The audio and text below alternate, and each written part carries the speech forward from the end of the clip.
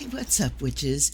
It's me, Luna, and it's literally first thing in the morning. I just got up. I have not had a sip of coffee yet, but looky and looky. So I set the camera so you can actually see Pyewacket.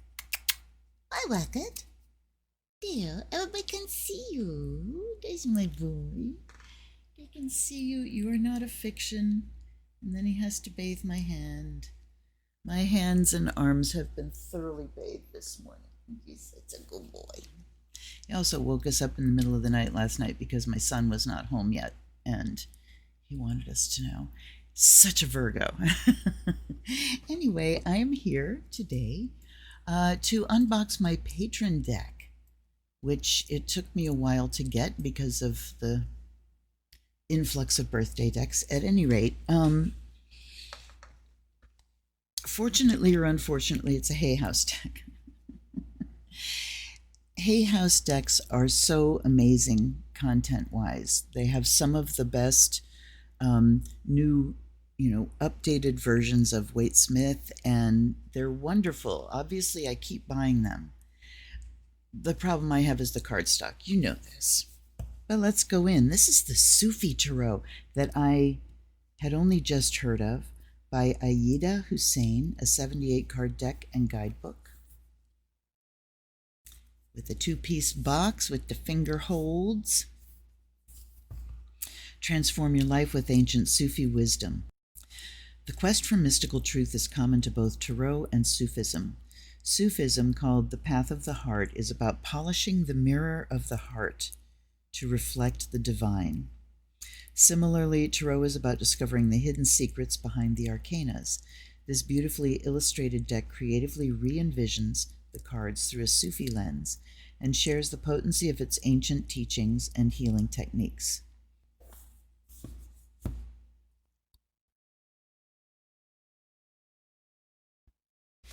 There it goes. Inside we have, "Dare you have the courage to be who you really are?" And that's a quote from Pir Vilayat Inayat Khan. Now, my experience with Sufism is not a lot, but in fact, it was only recently that my husband and I sat and watched a video of a zikr of, their gatherings where it's music and it's trance.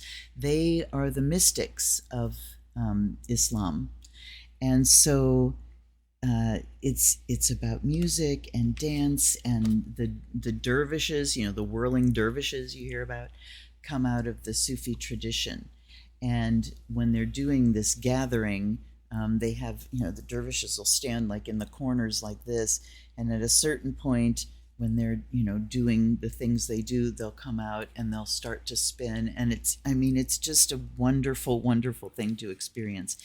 My introduction was through the Dances of Universal Peace, where they have a lot of dances that come out of the Sufi tradition. Anyway, and they're just beautiful.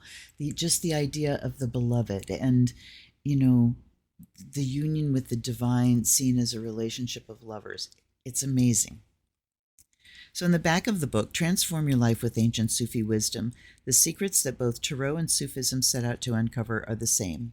For Sufis, all knowledge is tied into the knowledge of the self. Sufism is called the Path of the Heart because it's a process of consciously moving within to polish the mirror of the heart so that it may reflect the divine. Similarly, Tarot is about getting to the bottom of the mystical truths behind the major and minor arcana. Arcana. Anyway, this guidebook creatively re-envisions and reinterprets each card through the lens of Sufism, and in doing so, shares the potency of its ancient mystical teachings, practices, and healing techniques. Aida Hussein is a journalist, really, and senior teacher in the Inayatiyya, a global organization dedicated to universal Sufism as taught by Hazrat Inayat Khan. She teaches Sufi meditation, chanting, and philosophy, with a special emphasis on Rumi's poetry as a means of healing and evolving. So Rumi was Sufi. In her free time, she composes, sings, and records Sufi meditational music. She lives in Oakville, Ontario. So I'm going to be looking her up on YouTube because music, mini rant. In the world of tarot, where it is about diving into the unconscious and bridging that gap and, bringing up the wisdom that is so deep inside, there is something that is missing. And it became apparent to me by every once in a while it'll pop up in a deck where you see music depicted. And just, when it pops up, it makes me realize how it's absent the rest of the time. And that's not a good thing. Anyway, let's go. Coffee. All right. This is copyright 2022. We have an introduction, using the deck. Oh, interesting. This is all part of the introduction, using the deck. The practice of fall, the 3-card spread, the Sufi Tarot 5-pointed star spread about the major arcana, about the minor arcana. Then we have the cards, majors. The minors are staffs, cups, swords, and coins. Then we have endnotes, acknowledgments about the author and about the art team. Okay, hold on. Because it talked about her being a journalist and a teacher and writing poetry and composing and singing, but it didn't say anything about the artwork, so let's go there. Nazish Abbas, art director, is a Pakistani-born Canadian art director, filmmaker, and scriptwriter. She holds master's degrees in mass communication and in film and television production from the University of Bristol in the UK. She's worked on multimedia projects worldwide and runs her own creative marketing company, Mabel Inc., out of Ontario. Her time living in different countries has fostered a cultural fusion and touch of humor that she brings to her work. So that's the art director. And then we have Hassan Aftab, the artist. An artist is an award-winning visual communication designer and art director based in Lahore, Pakistan. His globally recognized work is inspired by his free-spirited Gemini nature, which takes the unsaid and the unspoken and translates it into poignant image. I'll put my dentures in. Poignant images. He would rather draw than talk. When he's not illustrating, he can be found playing his guitar. Momina Khan, artist, is a visual communication designer based in Lahore, Pakistan. So same background. She's mostly found deep in thought with an iPad and a pencil in her hands, turning stories into illustrations. Her Virgo attention to detail is evident in her designs for large corporate campaigns and the occasional Sufi Tarot project where she creates magic one illustration at a time. So it doesn't say how they collaborated, but they did. And then Aida Hussein, she's a journalist specializing in Sufism with a double master's from New York University in Near Eastern Studies and Journalism. She's a senior teacher and guide in the, Inayatiya, we read that. So Hazrat Inayat Khan is a mystic and musician from Baroda, India, who brought Sufism to the West in the early 1900s. She has run Sufi centers in her hometown of Lahore, Pakistan, in Dubai, where she once lived, and in Oakville, Ontario, where she now lives and works. She's led spiritual retreats worldwide, taught Sufi meditation to Buddhist monks in Tokyo, and been invited to the UN as part of an international delegate of spiritual leaders. How wonderful. How very wonderful, the kind of background. The Sufi Tarot is my way of bringing together two traditions that I love, two traditions based in healing and transformation that are often viewed as being distinct. The similarities, however, are endless. The journey, the symbolism, the art, the history, the elements and the colors merge in a commingling dance of joy as wave upon wave of love and healing washes down upon us. What greater joy for a Sufi than to be able to bridge that which appears dissimilar? For me, the process involved meditating on each card and allowing that which came through to create something new. Sufism is the mystical dimension of Islam that is not limited to any one religion. It's like Buddhism. You can be a Christian Buddhist. It's mind training. Rather, it embodies the essence of the revelations of all prophets. It teaches us to look beyond the physical with the eyes of the heart, to uncover the hidden and the esoteric on the way to becoming whole versions of ourselves. Similarly, tarot is a tool for self-development and transformation. Transformation?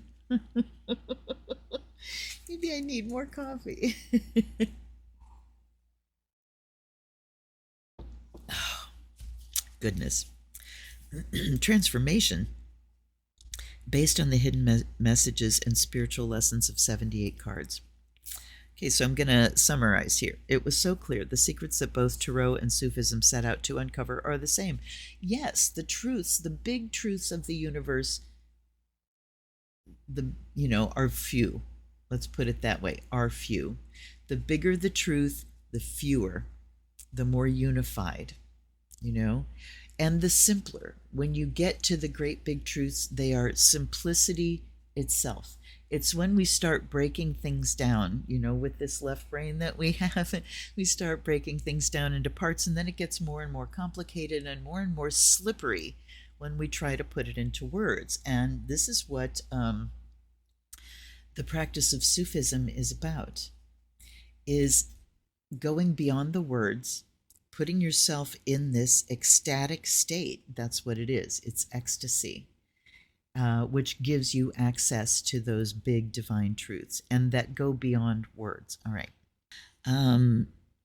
Bringing these two traditions together for me was a way of bridging cultures, of bringing East and West together. Traced back to the Mamluk Sultanate of ancient Egypt in the 1300s, with the first deck ever known still displayed at the Topkapi Palace Museum in Istanbul. Tarot was picked up by the Italians in the 1400s and adapted until it took on a very different flavor in the Renaissance. I wanted to honor the oft-overlooked origins of Tarot as well as the creative adaptations that came about in Europe. By re-envisioning and reinterpreting each card through the lens of Sufism, I hope to share the potency of these ancient mystical teachings, practices, and healing techniques. Okay. The poetry, philosophy, and teachings of two Sufis, 13th century poet Jalal al-Din Muhammad Rumi, known popularly as Rumi, and Hazrat Inayat Khan, the teacher and musician from India who brought Sufism to the West in the early 20th century, and to whose spiritual lineage I belong, have been central in my personal journey. Their words will appear throughout the cards, serving as a guide as we discover the meaning of Tarot in our lives. Are you ready to begin the journey into yourself? So, using the deck, you've chosen a very powerful tool for personal transformation, the 600-year-old Persian practice of Fal. Okay. Fal-e-Hafez, guidance of Hafez, is a tradition in which a famous book of poetry by Sufi poet Hafez Shirazi is consulted when one is faced with a challenge, difficulty, or has an important question. The first line, "The eyes of the reader fall on," is believed to be the answer. So this is like, what do they call it? I can't think. Anyway, these cards can be used in the same way. Shuffle them. With intention and a specific question in your mind, pick one. This is your answer. And yes, you are allowed follow-up questions. Then we have a 3-card spread. Traces a horizontal line from left to right. Traditionally, past, present, future. The Sufi Tarot recommends using the same layout instead to receive guidance for the mind, akal, body, jism, and soul, ruh. The Sufi 5-pointed star spread, head, 2 and 3 are arms, 4 and 5 are legs, and 6 is heart. Isn't that wonderful? I've never seen a star spread that did that using, the human body. That's awesome. Then we have about the major arcana, about the minor arcana. Air, earth, water, and fire are God's servants. To us they seem lifeless, but to God living, and that is Rumi. Then we're into the cards, and for each we get a name, an Arabic name, and then the traditional name. We get upright keywords, reversed keywords, and then we get a paragraph, or more than a paragraph. A description, and when this card appears for you, then we have contemplations, 2 questions, and an affirmation. And when we get to the minors, we have exactly the same thing. All right, and then is there another acknowledgements? Oh, endnotes. Okay, those are just footnotes. Let's get to the cards. So here is the art for the backs of the cards, and it's just beautiful. It is, it's an interesting crossover with the tarot, because in Islam, there is no representational art, meaning you cannot show living things. You can't show people and animals. So it's all geometric and just pure design, and a lot of times with text in it. So you'll see artwork with, with Arabic text going across. But it's absolutely gorgeous. It reminds me of tiled floors inside mosques, and just a beautiful art form. And as you can see, it's non-directional, and in the book there are reverse meanings as well as upright. So here we go. Salik is the Fool. So on the card, we only get the Arabic name. So if you do not know the numerical system for the major arcana and what card is what, you're going to have to go to the book for reference and look up titles. But we'll see how much we can tell just from the image. And from the Fool, we can certainly see that it's the Fool. What we don't have is anything nipping at her heels, but look at this triangle of doves. They're flying in the air, and it's like it almost looks like they're holding threads to make this triangle. And she has her face up, and look at the light coming. We have the sun or the moon behind there. And she looks like she's about to fly. Gorgeous. It's recognizable and exquisitely beautiful. The magician is the alchemist. And we have these, looks like pages flying around in the air. So he's got tools on the table in front of him. He's reading, and are these thoughts flying? It's beautiful. And we've got the moon behind again. Seeing themes here. And interesting, we don't have an Arabic word. We just have alchemist. And then Murshida is the high priestess. So you see that Arabic text up here. You see the crescent moon and the veil and the water. Oh, they're just exquisitely beautiful. This is why I went for them, because they are gorgeous. Shabanu is the empress, and so here is the theme of sun, moon, or a planet behind each one of them. We have pomegranates. We have a swelling belly, certainly looking like abundance and sensuality. She's gorgeous, and fertility. And Sultan is the emperor.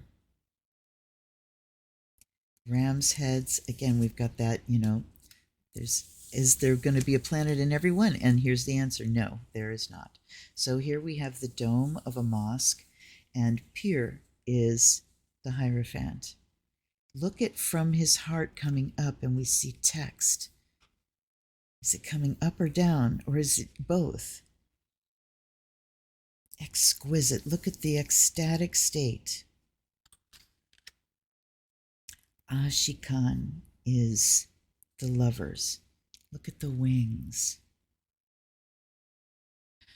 Oh, so lovely. And I love this, the pose, rather than standing, lovers wrapped in each other. Wali is the chariot. Look at this. I love the energy. And again, ecstasy. Kuwat is strength. Clearly it's strength, but I love that we have a child. And look, she's holding a little ducky, or a little chickie. That we bring into the strength card the innocence of a child and the gentleness of a child. You know, there's a thing that that animals know, particularly wild animals. When you think about stories of wild animals saving children that have been lost, and there was a video years ago of a child, 3 years old or so, falling into a gorilla enclosure, and a female ape going over, and everybody's freaking out, and just picked up the child and held it. So there's that innocence that lets you in past defenses. Amazing. Here's Dervish as the hermit. And again, we see the light coming in rather than out. This really looks like it's coming in, but look at his little oil lamp in his cave. Charke Falak, there's a dervish. Spinning, spinning, and look at it's like a water wheel. I'm going to learn so much from this deck. And they start like this, and then you watch the arms unfold to where they come up, and the one is facing up, and then this hand just kind of drapes down. It's just beautiful. Adal. And here we have someone very African looking. So definitely acknowledgement of different cultures. Is that a mountain or a wave? So this is justice, obviously. Then we have the Hanged Man, Taslim. Look at this. So different. Is it Maut or Malit? I think it's Maut. Kuwa Dervish. Fortune, Adal, Taslim, Maut. M-A-U-T. So this is death. So I'm going to be learning some Arabic words here too, which is pretty cool. How interesting. It's just a path. And it looks like someone shedding this robe, shedding off this life and going towards the light. Sabr is temperance. Look how she's transparent. Angel wings, and we see the earth, the land, and the sea, and that meeting point in the middle. Nafs is the devil. Look at this. Oh! The fact that it's just dark. We see chains, we see darkness, we see clouds, but there's a window open. The way out. What an illustration for when we get lost in the muddle. And here's the tower. Very clear. Minar, it's called. Sitara is the star. How interesting. Sitara. Very clearly, and I love these lyrical, curvy, but symmetrical designs. Kamar is the moon, and I love that it's a crescent. Which moon and star, the symbol of Islam. So beautiful. And we've got two, it almost looks like a cat and a dog. Shams is the sun. With two children, and Mizan, judgment. Look what he's doing. So here are mummies. And they're wrapped up, and he's playing music to them. And look at the butterflies. Is that the soul rising up? It's just gorgeous. Dunia is the world, and we have the symbols of the elements here. There's rock art here, giving you that idea of deep time. And look at this hoop. And she's just swinging. Here's the Ace of Staffs. This very strong arm and fiery color, but a little spit of land there. The 2, very recognizable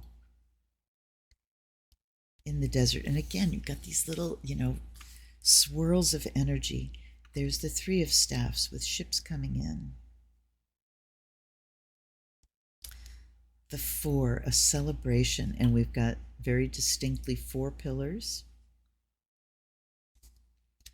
The 5 is a polo game. How perfect is that? So this isn't a struggle. It's not a struggle to recognize what you're looking at here. And there's the 6, victory. Look at them, him, her.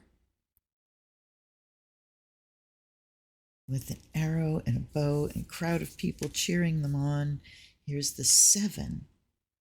Okay, so instead of, somebody taking a stand and things coming at them, we've got someone sitting in meditation. And look at the light that they're generating. And the wands are up here. Then we've got the 8. Wow. I've stopped looking for the planet in the background. That's okay. Here's the 9. So the walls, looking at walls and doorways, protected. She's like sheltered inside. And this big bunch of incense, like she's, clearing the space or warding something off. And here's the 10. That's really recognizable.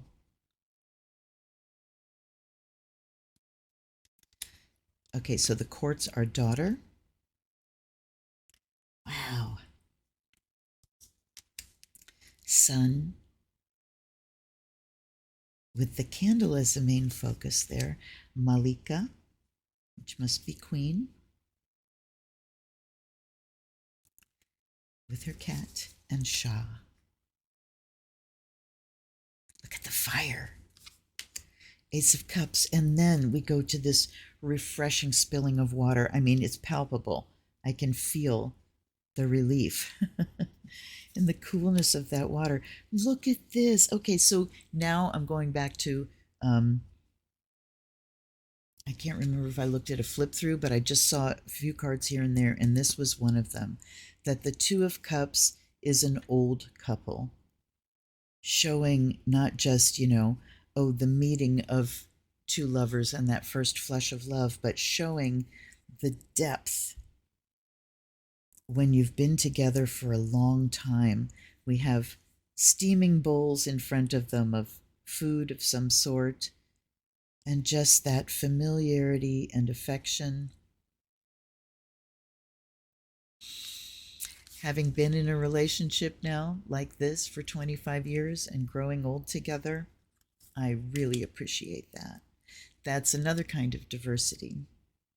Here's the 3 of Cups. Again, ecstatic dance with the moon and that flowing cloth. Here's the 4. Wow. So we have bowls of food. They're steaming. And this long runner. So there's like everything you need here. And he's turning away. Definitely looking grumpy. Here's the 5. Oh my, loss. I like that we have not just spilled cups, but broken cups. Here's the 6. Memory. And the 7. Look at the anxiety. Look at I really like that. I like that they've turned it around so we can see what's going on with the person, that this is not a fun choice. And all the cups are filled with different colored gems. Overwhelm. Here's the 8. In the desert, walking away from these cups full of water. And the 9. Look at the picture pouring out on them.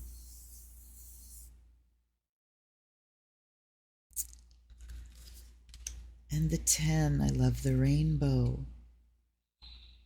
The children dancing together. And again, that depiction of love and the beloved. I am so glad I picked this deck. Thank you, patrons. this deck, not decks. Daughter of Cups, playing a sitar. Again, music. There's music through this whole deck. Here's the Sun. Look at the bridge. This was another one that made me jump. Look at the bridge. He's offering a way.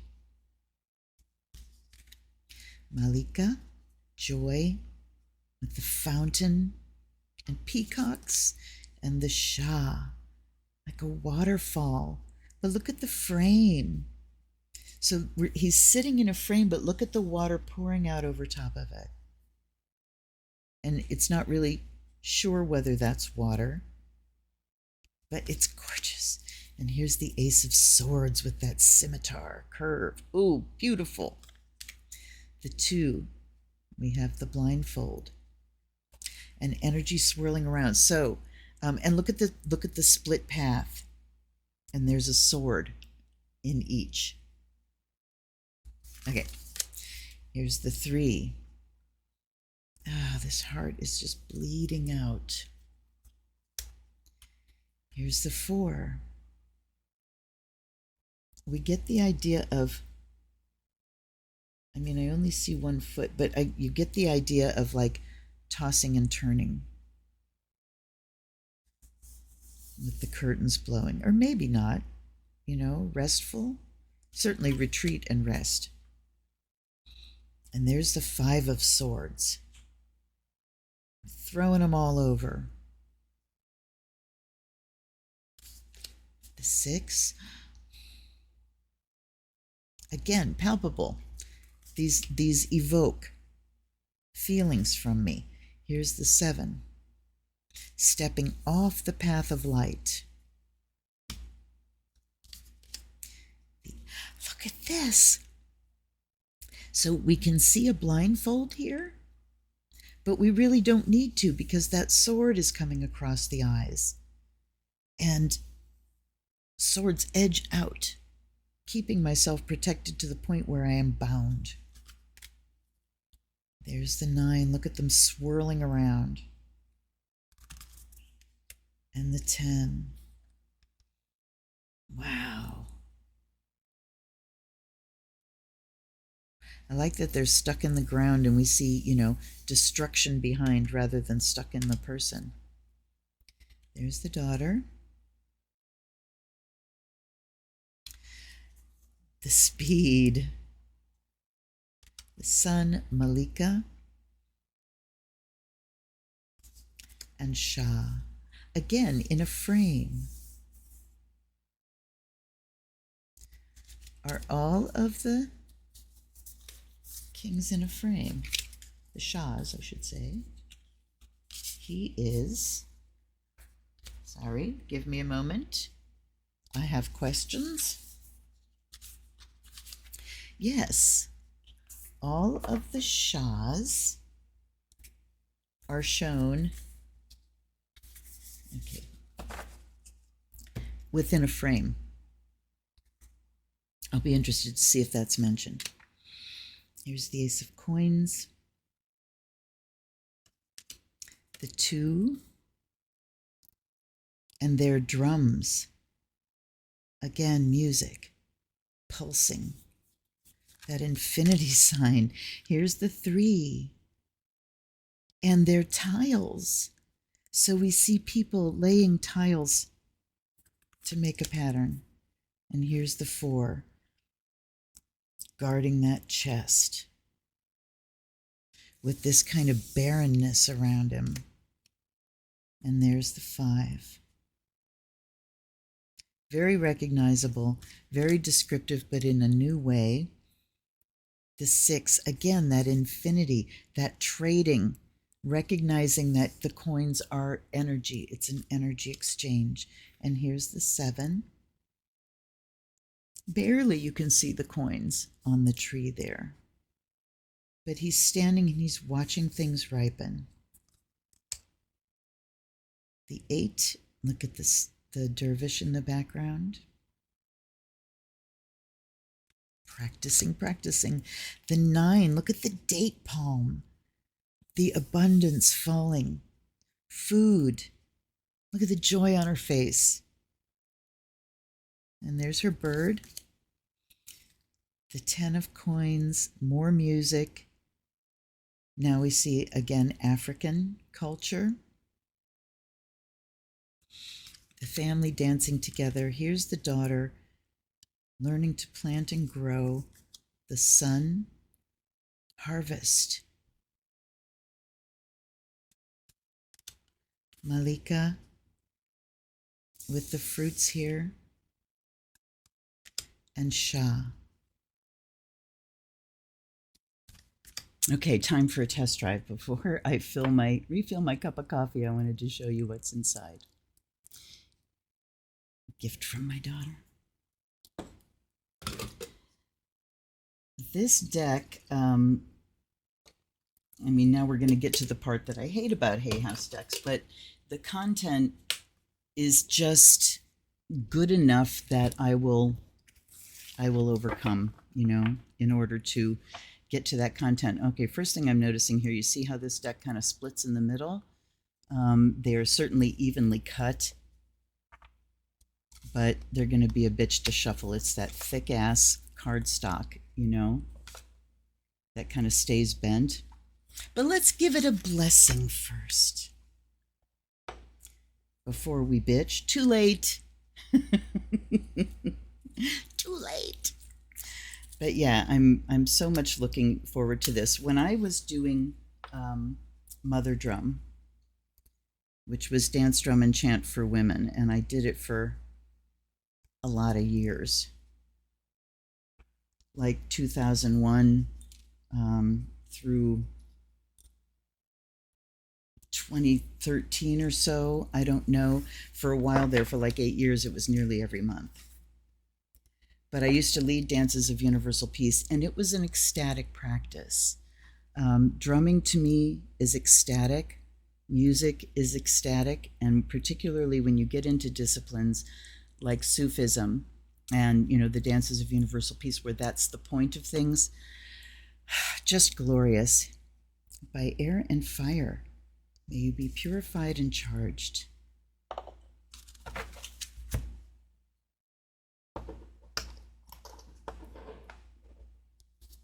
By water and earth, oops, may you be blessed and made whole. And let's get the book as well. So grateful for the wisdom, for the effort, for the talents. Dry them off now. Whoops. And then, and by the sound of the bell, may the spirit awaken, the spirit that is so visible in this deck, so palpable. Guides and guardians, allies and ancestors, I thank you for being here. And here's where my gratitude goes out to the artists and the author and all of those who have participated in the Sufi tradition, those who brought it to the West. May the fire of Azrael awaken the spirit of divination here. So, you know, it's splitting so conveniently in the middle that, yes, I am going to try to shuffle it this way. But oy vey,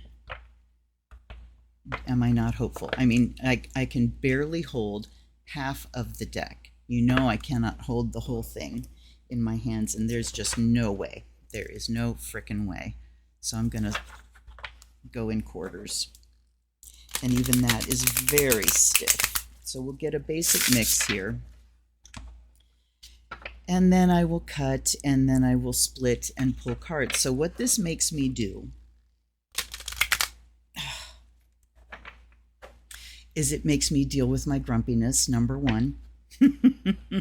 It makes visible my pickiness about things. That's all I'm going to riffle. I'm going to cut, and then, like I said, I'm going to split and pull so that we have less grumpiness. But what this makes me do is adapt. And you know the cardinal rule of NLP, the person with the greatest capacity for change wins. I had this conversation with someone in the comments section of probably my last Hay House video. Who was it? Is it Marilyn? Is it Marcy? Is it Marina? Somebody with an M. We talked about this, and the change is me. You know, I'm not going to change the cards. I'm not going to change Hay House. They do what they do. They're very consistent. So what I have to change is me and my method of selecting cards. This isn't going to be a deck to spread. They seem like they'd slide against each other, but not really easily. I think you'd have to hit them with some fanning powder before you could do that. But yeah, look at this. Look, you cannot. You just can't. So let's focus now on particularly my patrons. And what do we need to know today to deal with whatever's going on in our lives, to bring our best selves forward?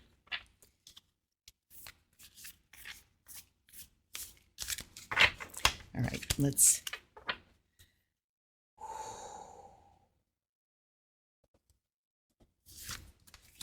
We have Malika of Cups. There's my card. So they're coming out with a big wave to me. Sitar, the star. Okay, I'm going back to the last couple live streams here. Okay, they want me to take the top one. Sabr, Temperance.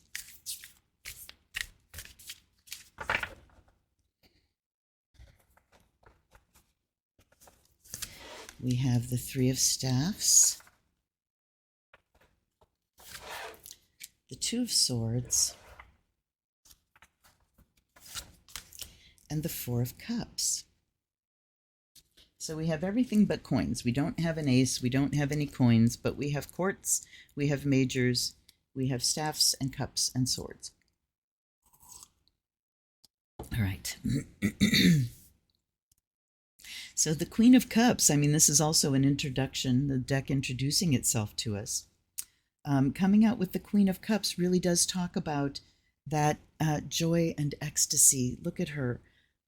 The queen of these things, the queen of the flowing water. And, you know, you think about water, things being juicy and ripe and luscious. Things being fertile because the earth is absolutely barren without water, right? But water is also joy. I see joy pouring forth, and it looks like, no, I thought I saw books behind her, but I don't. But just the ability to be in that joy and to open to receive too, you know, receive information through the element of water. Star and Temperance, inspiration, hope, certainly looking to the divine, looking to that path, looking for, you know, the information that comes down. And then Sabr, Temperance, balance, integrity. What's the other word I want? Assimilation. And the assimilation, it's interesting because you see she's kind of becoming part of the land and the sea. She's transparent. They're absorbing her. They're assimilating her. So Temperance can talk about assimilating lessons of the past, looking back over your path, the events that have happened to you, particularly the ones that have stopped you in your tracks, and seeing, you know, what they, recognizing the lessons in those, recognizing the patterns in those events, and absorbing those lessons into you, assimilating. Then we have Three of Staffs, ships coming in or going out, so launching a plan or the success of a plan. And then the Two of Swords, just cutting off the outside vision, going deep, deep, deep within in order to choose a way. And then we've got this kind of withdrawal of Four of Cups. Let's read.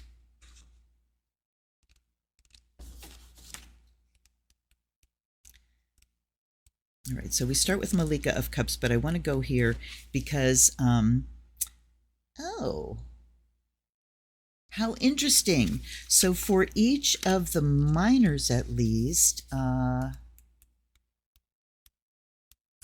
Majors, it just says the cards. But for each suit of the minors, we have cups, then we have original tarot name, and it says Tuman. Element water, color is green aqua, primary quality emotion. All right. Upright is kindness, femininity, sensitivity, compassion, intuition, open-hearted, creative, intuitive, artistic. Reversed is insecurity, codependent tendencies, lack of boundaries, overly empathetic, vulnerable, needy, blocked intuition. These are excellent keywords. Absolutely excellent. The Malika of Cups is the queen of emotions. Sensitive, empathetic, and instinctive, she navigates life through her heart, sensing and intuiting that which the physical senses are unable to discern. Yes, beyond the physical senses. Psychic and compassionate, she embodies the element of water in its pure crystalline nature. Her Kalbe Salim, or purified heart, is the chalice Sufi poets have long written about. She knows that the kalb, or heart, is not just a physical organ. It is the core of her being that connects her to the divine, thus honoring the voice that comes from within. Through the peaks and valleys of her life, the breaking and mending of her heart, she has attuned to a quietude that soothes her and those around her. When this card appears for you, and they have that in italics, so that if you come to read, you can pick that paragraph out easily. You're being asked to pay attention to the waters that flow within. Are you in control of them, or do they control you? Sufis tell us that mastery is allowing our emotions to soften our hearts, to irrigate the dry, parched landscapes of our souls, even be that with tears, without sacrificing control of how long we will allow that to take. Without sacrificing control of how long we will allow that to take. How interesting. This way your feelings can be empowering rather than draining. Okay. If you tend to give to others in a way that depletes your own life force, you are receiving a reminder that empathy does not have to be self-sacrifice. This is like just a mini lecture to Neptunians everywhere. Contemplations. Am I able to tune out the noise and listen to the voice that comes from within? How can I embody empathy while maintaining healthy boundaries? The affirmation is, I allow my emotions to empower me. Just exquisite. But you know what I'm noticing here? No, that's part of the drawing. I thought I saw an offcut with that line coming down the side. Never mind. Okay. Sitara. So we start with a topic of how do we be open and yet not too open? How do we give and allow ourselves to be vulnerable without sacrificing ourselves, without being too vulnerable, without being boundaryless? The star, upright, hope, blessings, healing after trauma. Ooh! Renewed optimism and faith, finding your soul's purpose, connecting with the light within. Reversed is disappointment, despair, feeling burned out, doubt, disconnection from one's higher self. Yes, faith is something that the star represents, and I forget that a lot. The sitara, or star in traditional tarot, is a light of hope in the dark. It tells us that the chariots of darkness have left the sky, that all will now be well. The sitara brings with it a message of optimism, renewal, inspiration, and faith. For the Sufis, the five-pointed star signifies divine light, the natural form of the human, the head, 2 arms, and 2 legs. Activity, okay, the natural form of human activity, no, that's just human, activity, and the beginning of life. The 7 small stars in the image portray the 7 lataif, subtle centers or chakras, representing balance and alignment in all areas of one's life. When this card appears for you, you're being pointed to the Nur, or divine, transcendent light within. You are being told that despite past challenges, it is now possible to bring the harmony of heaven's stars into your life. You're being led to draw the light-filled healing waters from the divine source and to pour for the world from one jug, as in the image, keeping the other for yourself. So both of these really bring that idea of balance, and that it's not selfish. We've been sold this bill of goods from, let's face it, toxic Christianity, and in particular for women, to that we must be there and sacrifice ourselves. We must keep pouring from the jug until we are absolutely empty, and we don't keep one for ourselves.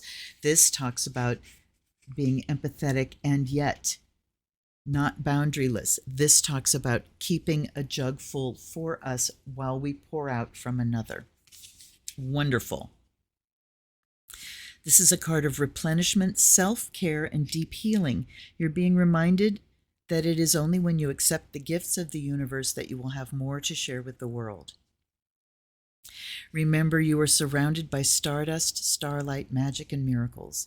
You're being called to connect with your own radiance, to open your heart and allow it to receive the light of the stars, reflecting it back into the universe so you are in turn a star among stars.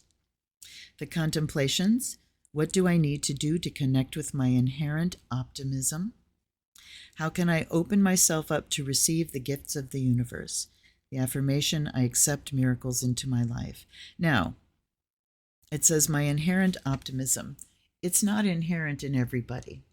Some people have to work for that. Being an astrologer, some people default to the negative to keep themselves safe. It's the way they're set up.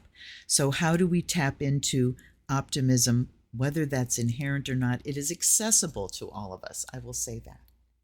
Okay, now let's go to Temperance. And I'm sure we're going to get kind of more of the same, but I'm not going to read this whole thing, just the if this card comes in. Upright is balance, moderation, patience, steadiness, lack of extremes, choosing the middle path. Reversed is disharmony, imbalance, impulsivity, rash decisions, overindulgence, need for restraint. Now, I want to say, this is a deck that I am going to seriously consider using reversals in, because the reversals are very descriptive and are really accurate as far as, turning the upright meaning on its head. All right, balance, patience, a form of acceptance that connects us to our angelic nature. When this card appears for you, you're being asked to examine your balance of repose and activity. It's pointing you toward a form of moderation that will bring about love, harmony, and beauty in your life. How do you balance your intellect and your emotions? What circumstances lead you to excess or extremes? Saber is asking you to be patient with yourself as you contemplate these questions, to shower yourself with the same grace you give to those you care about. This is also a card of self-care and gentleness, of the grace that comes from resisting extreme choices. And finally, it's about being kind to yourself as you evolve. As Rumi says, patience is the key to joy. Are there areas in my life in which I tend toward excess? What do I need to do to be more in balance? I flow patiently and harmoniously toward a perfect balance. I like this. What circumstances lead you to excess or extremes? This is so key when you're doing your deep work. And if you have, addictive ways, or,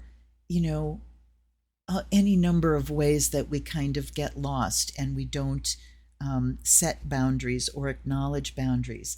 And it really is important for you to look at the initiating point where you begin to go down the wrong path, or you begin to go down where you begin to go blind, and I'm no longer seeing that I'm going out of balance.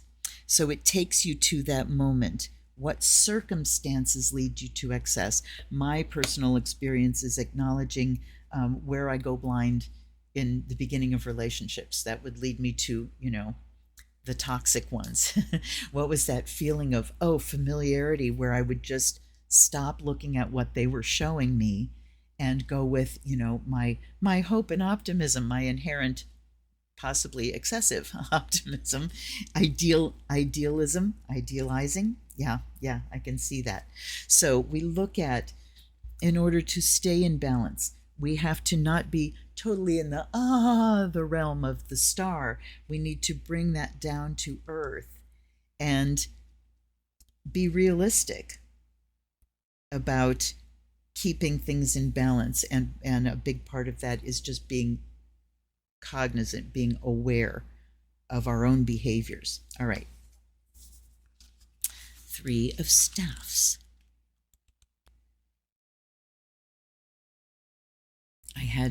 I had something, a big thought there, and it just went piff. Anyhow, we're really being called out to lift ourselves from this point of, I don't know how to be grateful with the world laid at my feet. And, sometimes what squashes gratitude is too much stuff. There's so much that it weighs us down, and then we begin to worry about it and grasp at it and, worry about losing it. And, these are the gifts of when my kids were coming up, living in poverty, living without much, hand to mouth, really. We weren't on the verge of being homeless ever. We still had tremendous abundance around us. And when we had things to get rid of, the first instinct was, oh, we'll have a sale, we'll sell them, make money, we need money. And we never went that way because, and on a practical level, because I didn't have the energy to make those things happen. We didn't have like Facebook Marketplace, we had eBay, we had, lots of pain in the ass things that my chronic fatigue, my undiagnosed conditions just would not support the doing of them. And so we would just donate. And always when we would donate, what we needed came in. Story time. Sorry, this might be long. Oh, this is very long. But story time. We had a drum circle once, a mother drum, where I was asking people to donate to a friend who was experiencing some really difficult times and financially.